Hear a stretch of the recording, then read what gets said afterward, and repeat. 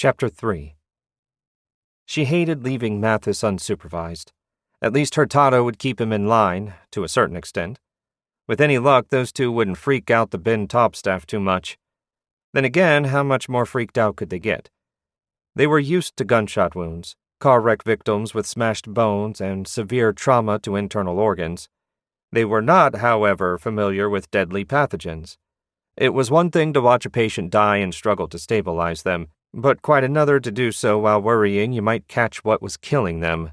Jennifer waited for the other doctors, James Webb, Paul Ellis, and Veronica Guiguer, to finish suiting up. They knew the drill. They were just as qualified for this as anyone else, and two had been in hot zones before. Hurtado was the only doc she worried about. They'd find out in a few minutes how he handled his first major encounter with something deadly. "Boss," Veronica walked to Jennifer, helmet dangling from one hand, her lips smacking on chewing gum. "How we doing?" "Good, V. I want you and Webb out here with me. We're going to triage the folks in the ambulance and bring them inside. Mathis and Hurtado are already in the ER. She blew a bubble and popped it with her tongue. "Okay, ETA? Any time now." "Shit." Veronica turned and looked at Webb. "Didn't even have time for coffee." "Get some at first break," Jennifer said. "Ellis!" The tall, bearded man looked over. "You're in the command center handling comms." She wasn't sure, but she thought he'd cursed. "Yes, ma'am. We'll have to run any tests in there, too." Ellis's scowl twitched and then turned into a contemplative smirk. "I can do that." Jennifer looked back at Veronica. "Well, doctor, finish getting dressed. They're coming." Ellis was glad to have command center duty. He didn't want to admit it, but he was more than willing to sit in the heated RV, drink coffee, handle communications with Atlanta, and wait for something else to do. He could even catch a nap unless they brought him some test samples. The moment he entered the command center and closed the door, he hit a switch, and the airtight seals bulged with a hiss. Now the vehicle was as safe from outside pathogens as it could get. More importantly, nothing airborne could escape the vehicle. It was too early to worry about something getting in, but Ellis wanted to make sure he was prepared anyway. If Harrell wasn't going to put him on the front lines, he could at least protect himself from any accidents. He eyed the portable SEM in the corner. Maybe he'd actually get to use it. More than likely, however, he'd just have to look at a plain old garden variety bacterium. Ellis sighed. One of the TV monitors flashed. He turned to it and watched an ambulance pull into the parking loop. Jennifer, Webb, and Veronica, helmets tight on their heads, gloves covering their hands, hurried to the back of the vehicle. The doors opened. "Harrell, over." Ellis thumbed the mic on his radio. "Ellis, go ahead." "We have 4 for quarantine. We'll take them in, over." "Understood. Ellis out." Jennifer didn't reply. Ellis turned off the mic and watched Webb and Veronica pull the stretcher from the ambulance. Even through the grainy video, the stains on the sheets covering the infected Ms. Krieger were visible. Ellis frowned. Blood? Pus? What the hell was that? He thought about radioing Jennifer to find out, but decided not to. Besides, she was talking to someone inside the ambulance, presumably the guy from Hal, the laboratory where Krieger got infected. Finally, Jennifer marched a nicely dressed young man from the ambulance and into the tunnel, followed by a scowling EMT. The driver stepped out of the ambulance and ran to catch up with his colleague. Ellis shook his head. Where were the goddamn cops to help sort this shit? As if on cue, a security guard wearing a black windbreaker with the hood over his head walked out of the hospital entrance. Ellis made out the bulge of his service weapon on his left hip. Well, he thought, at least that's something. Atlanta to Mobile Command, over. Ellis clicked the mic. This is Mobile Command. Dr. Ellis here, over. A flash of lightning stroked the sky and a wave of static pounded through the speakers. Status, over. He glared at the speakers. Say again, Atlanta. Have a bitch of a storm here, over. Understood, Ellis. What's your status, over? He cleared his throat. We have 4 going into quarantine. I have no data on the vitals or if there are any known infected besides Krieger. Over. Understood, Ellis. Hoyt and her team are headed to Hal. We expect HPD at your location soon. Over. How soon? Over. The sky outside lit once more with lightning, and another burst of static squelched from the speakers. ETA 20 minutes. Ellis groaned. The donut shop backed up? Over. The dispatcher in Atlanta laughed. Your so-called bitch of a storm has caused localized flooding and a lot of car wrecks. They're sending what they can when they can. Over. Understood, Atlanta. As soon as you have data, let us know. Over and out. Out, Ellis said, and clicked off the mic. HPD was late. Very late. Good thing everyone was cooperating so far. He glanced back at the monitor. The security guard was still out front, hands in the windbreaker's pockets. The man turned, and Ellis caught sight of his face. It was a damned kid. Couldn't be older than 25. Shit, he thought. They certainly sent us the scrubs. Ellis had a bad feeling about this. If the storm got much worse, they'd have a hell of a time getting in supplies or anything else they'd need. He wasn't even sure a helicopter could safely fly in this mess. And the visibility? Awful. He rose from his chair, stretched, popped a pod in the coffee machine, and put a disposable paper cup beneath the spout. As long as there weren't any samples in the command center, he could eat and drink whatever he wanted. Within reason, of course. But for now, a cup of Joe was exactly what the doctor ordered. He smirked. What I ordered. When the coffee finished brewing, he sat back down in the chair, blew steam off the paper cup, and leaned back to take a sip. The speakers belched, and he spilled some on his suit. Herald to command, over. Ellis put the coffee back down on the console and thumbed the mic. Command, go. Krieger is in critical condition. The other 3 look good so far. We're getting them prepped for testing. We shouldn't need the equipment in the command center, but you should be ready anyway. Over. Understood, boss. Let me know if you need any help with anything. Otherwise, I'll just read the funny papers. Over. Pause. Paul, this is really bad. I've never seen anything like this. We'll send you video feeds as soon as Webb gets them up. How bad is it? You wouldn't believe what I just saw, she said. I don't think Atlanta will either. Over. Ellis whistled. I can't wait. Atlanta has already called in. Hoyt's team is headed to Hal. Should be there within the hour. What about HPD? He rolled his eyes. Atlanta says they're coming. The storm is causing problems for everyone tonight. Pause. Okay, alert me when they get here. Out. Out, Ellis said. He picked up his coffee and took the first real sip. It didn't end up on his suit this time. He was thankful for that. He activated the remote video feeds. The monitors were blank. At least when Webb had everything set up, they should start getting pictures and the truck could start streaming to Atlanta. Everyone would get a gander. But he, Dr. Paul Ellis, had a front row seat. Chapter 4. Maxwell wanted a cigarette. Instead of taking a break, he had been forced by Dr. Sharma to come up from the basement and stand guard at the front entrance. He would have told Carter to do it, but he'd wanted to get out of there and escape the smell of Carter's farts. Security was light tonight. Too many of his guards couldn't even get to the hospital. The flooding was too bad. Carter was the only one in the control room, and the rest were wandering the main hospital halls on their rounds. If Maxwell needed to call them down, he would. Sharma had said HPD was on their way to help out. Good. Let the real cops stand outside a damned quarantine zone. Maxwell turned his head and studied the tunnel as its outer entrance flapped in the wind. He didn't want to go anywhere near that thing, even if the plastic cover was supposed to keep anyone from being exposed. He didn't trust it. When he'd popped up from the basement stairs, they were bringing the stretcher through the tunnel. Although the yellow color obscured most of the detail, what he saw scared the shit out of him. The 2 moon-suited CDC personnel lugged the thing in like they were carrying a bomb. And on the stretcher, a too-pale face staring at the ceiling with vacant eyes. But it was the stains on the sheets that set him off. When you worked security at Ben Taub, you saw it all. Shit, he'd had to disarm 2 gang members in the past year, handcuff another, and pull his weapon on a 4th. Luckily, he hadn't had to use it. If the shit hit the fan with this many people running around, he didn't have the personnel to man all the stations. Worst of all, they didn't have enough room downstairs if they had to detain anyone. Shitty night. The radio on his collar beeped. Maxwell, this is Carter. Go ahead. Man, are you in a monsoon? I could barely hear you over the wind. Carter, cut the chatter, what's up?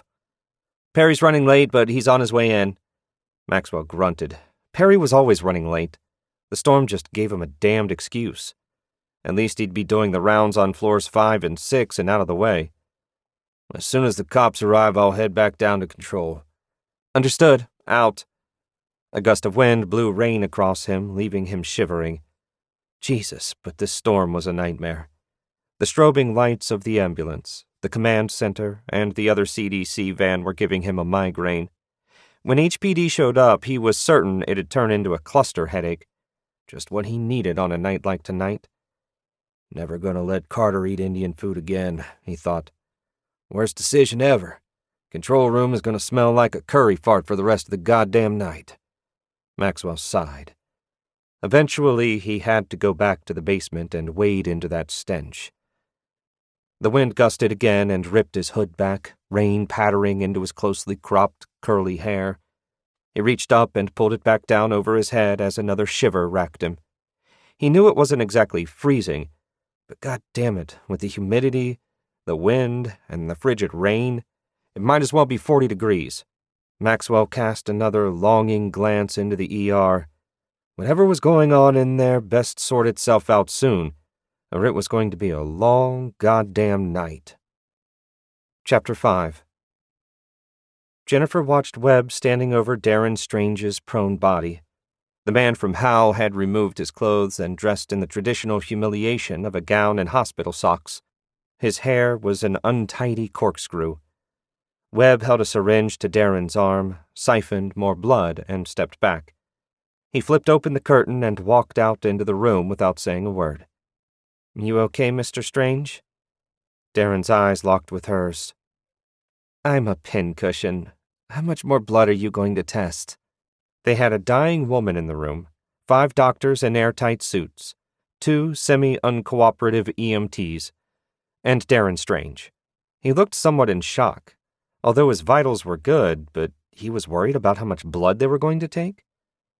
I'm sorry, Mr. Strange. She managed to keep her voice even and tamped down the sarcasm. We want to make sure there's nothing wrong with you so we can get you out of here as soon as possible. He blinked. How's Marie? Yes, how was Marie? That was the tough one. How do you tell someone their friend is getting ready to die and there doesn't seem to be a goddamn thing you can do about it? She tried her best to keep her expression flat, but failed. We're doing everything we can for her, but it doesn't look good. Darren shut his eyes. This wasn't supposed to happen. We have people going to Howe to check on the other personnel there. The radio inside her helmet buzzed, and she smiled at Darren. We're doing our best, sir. Excuse me. She pulled the curtain closed around the portable bed and stepped into the main room. This is Harold. Go. Ellis here. We have a squad car from HPD out front. They're getting ready to come in. Good. Tell them to set up right in front of the doors. No one in or out unless they're with the hospital, CDC, or law enforcement. Over. Acknowledged, Ellis said. I'll step out for a moment to ask them nicely. You got the video feeds up? Yes, boss, Ellis said. Up and transmitting. Good. Let me know of any problems. Will do. Command out. Jennifer turned and looked back at the only non-curtained bed in the room. The blankets and sheets covering Marie were crusted and stained with dark fluid. Veronica stood by the bed, her fingers playing with something on the rolling table. Veronica turned from the dying patient, a test tube of extremely dark blood held between her fingers like a bomb. She looked up and saw Jennifer. Even through the faceplate, Jennifer noticed her team members' mingled expression of disgust and curiosity. How goes it? Jennifer asked. Veronica shrugged. The heavy, airtight suit barely twitched from the effort. I'm ready to take a look at this stuff under the microscope. Stuff? It's just blood, V. Just blood. Veronica shook her head. It's not just blood. She held it up to the strong fluorescent overhead lights.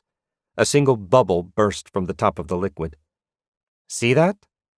Jennifer reached out and took the tube from Veronica. She pulled it close to her faceplate and studied the dark fluid. Wow. Against the far wall of the room sat a powerful microscope.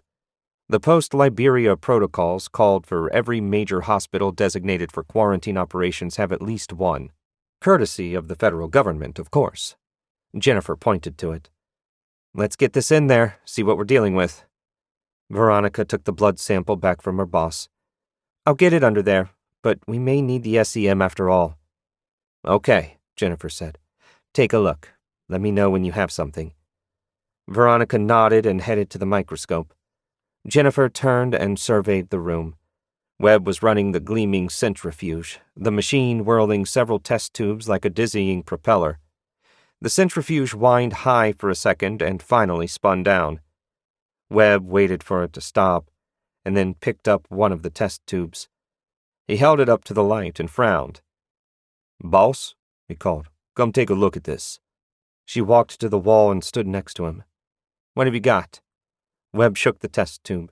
A small dot of pitch black rose in the tube and floated to the surface. Jennifer was surprised she could still make it out against the extremely dark blood.